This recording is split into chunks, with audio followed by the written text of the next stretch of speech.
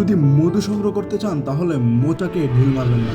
অর্থাৎ আমরা যদি কারো উপর জোর করি, সমালোচনা করি বা তার নিন্দা করি তাহলে কখনোই ভালো কিছু হবে না। কিন্তু আমরা যদি এগুলোর বিপরীত করি তাহলে কি হবে? আমেরিকার ওকলাহোমা রাজ্যের একটি ইঞ্জিনিয়ারিং কোম্পানিতে নিরাপত্তা কোঅর্ডিনেটর হিসাবে কাজ করতেন জন স্টোন নামক এক ব্যক্তি। তার প্রতিদিনের কাজ ছিল কর্মচারীরা যখন কাজ করবেন তখন নিরাপত্তার জন্য তারা হার্ড হেড পড়ছেন কিনা তা তদারকি করা। কিন্তু তিনি যখন দেখতেন কোনো কর্মচারী হার্ড হেড না পরে কাজ করতেন তখন তিনি তাদেরকে রাগ করতেন এবং কড়া শাসনের ভঙ্গিতে তাদেরকে নিয়ম কানুন মনে করিয়ে দিতেন। তখন সকল কর্মচারীরা অনিচ্ছাকৃত থাকা সত্ত্বেও তার সকল আদেশ মেনে নিতেন এবং জন স্টোন যখন বাইরে চলে যেতেন তখন সকল কর্মচারীরা প্রায় টুপিটা খুলে ফেলতেন। এই অবস্থা দেখে জন স্টোন তার কৌশলগুলো পাল্টালেন। এরপর থেকে জন স্টোন কোনো কর্মচারীকে টুপি ছাড়া দেখলে তখন তিনি তাদেরকে রাগ না করে তাদের মনে করিয়ে দিতেন টুপিগুলো তাদেরকে আঘাত থেকে রক্ষা করবে এবং কাজের সময় এগুলা পরা ভালো। এরপর থেকে কর্মচারীরা আর কখনোই টুপি খোলেন নাই এবং তাকে আরো সম্মান করতেন। অর্থাৎ টু দা পয়েন্ট যদি বলতে চাই, কারো সমালোচনা করে বা কারো নিন্দা করে আমরা চিরস্থায়ী কখনো কোনো পরিবর্তন